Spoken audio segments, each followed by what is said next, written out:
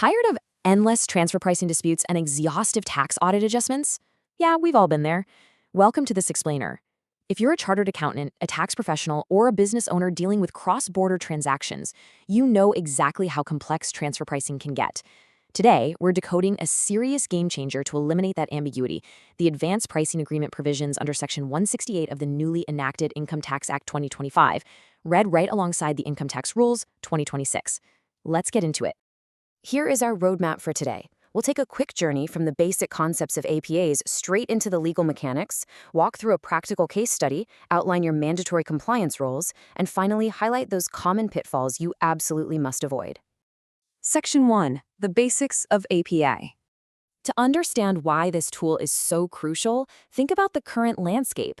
Figuring out the correct arm's length price, the ALP, for international transactions is basically a massive headache, right? It often leads to these long, drawn-out, and super exhausting disputes with tax authorities. The transfer pricing officer's jurisdiction is notoriously rigorous, and that threat of secondary adjustments, it's always looming over multinational enterprises. So to resolve this exact ambiguity and give taxpayers some actual certainty, the lawmakers transitioned the framework. Enter Section 168 of the new Income Tax Act 2025. This carries forward the statutory solution that we all used to know as Section 92CC under the old 1961 Act. The core intent hasn't changed at all. It's all about proactive dispute resolution and complete peace of mind. Section 2. Decoding the legal provision. Okay, so how does this actually work? Simply put, an ALPA is a binding agreement that you make in advance with the Central Board of Direct Taxes, or CBDT. It legally locks in either the final arm's length price itself or the specific methodology you're going to use to compute it for your international transactions. By hashing this out beforehand, you guarantee zero surprises when assessment time rolls around. Now, here's the absolute best part of Section 168, the timeline. You can secure your transfer pricing for up to 9 years in total. Seriously, it's valid for up to 5 consecutive forward tax years. And on top of that, there's a rollback provision that can cover up to 4 preceding tax years. Once you sign it, it is strictly binding on both you and the tax authorities. If followed correctly, it heavily protects your business against those nasty primary and secondary adjustments. Section 3. A practical case study. Theory is great, but let's anchor this with a real-life taxation example. Imagine an Indian subsidiary that provides recurring IT services to its foreign parent company. Step 1, they map out their transactions. Step 2, wanting to avoid any future scrutiny, they proactively file an APA application before the tax year even kicks off.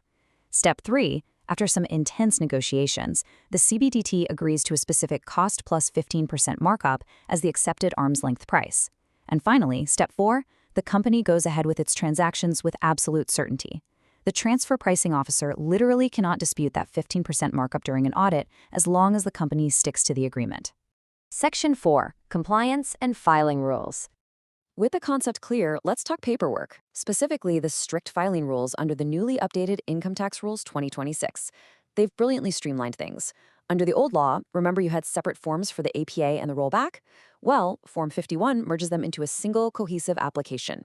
We also have Form 50 for an optional pre-filing meeting, Form 52 for your mandatory annual compliance report, and a brand new Form 54 specifically designed just for renewing existing APAs to save you a ton of time. So as a tax professional, your filing journey looks like this. You might start with Form 50 to just kind of test the waters with the tax authorities. Then you officially file Form 51, which does come at the prescribed fee of 20 lakh rupees. After negotiations, you sign the agreement. But heads up, the work doesn't stop there. You absolutely must file Form 52 annually to prove you are actually following the agreed-upon terms. Let's look a little closer at Form 52 because the new annual compliance report under Rule 113 is a massive upgrade. The old form had these vague queries that just caused audit confusion. The new Form 52 fixes this by introducing structured tabular computations for adjustments. Plus, it explicitly lists critical assumptions regarding FAR, that's functions, assets, and risks, right there in the annex. This heavily reduces any variance in understanding between you and the tax department. Section 5. Common pitfalls to avoid. The law is a powerful shield, but procedural mistakes? They can be super costly. According to official FAQs, a huge pitfall is that Form 52 is completely irreversible. You literally cannot edit it once submitted, so accuracy is everything. Second, do not miss the strict 30-day deadline for Form 52, which is 30 days from filing your income tax return or signing the APA, whichever is later. Also, remember your initial Form 51 cannot be revised freely, only to remove formal defects. And finally, watch out for misinterpreting the new tax year terminology. Let's clarify that last point. A major point of confusion is this transition in terminology. The Income Tax Act 2025 does away with the confusing lag between the previous year and the assessment year. Now we simply have the tax year, which directly aligns with the financial year. So the year you earn the income is the exact same reference year for which the tax is assessed. Ensure you don't confuse this simplified timeline when you're filing your APA forms for periods post-April 1, 2026. Section 6. Summary and Key Takeaways. To wrap this all up into a quick checklist for your practice, Section 168 of the 2025 Act replaces 92cc, giving us a much cleaner layout. APAs provide unmatched tax certainty for up to 9 years combined. Form 51 is your new streamlined gateway application, and Form 52 is your strict annual compliance mechanism that now requires precise tabular calculations. Meticulous adherence to these 2026 rules makes the APA the ultimate strategic tool for multinational businesses. So, as global tax scrutiny keeps ramping up, are you going to leave your cross-border transactions to chance, or will you secure your peace of mind with an APA? Thank you for watching. Please like, subscribe, and share. This explainer is for educational purposes only and does not constitute professional advice. Tax laws are subject to amendments. Please consult your professional advisor before taking any action. This is an AI-generated educational explainer.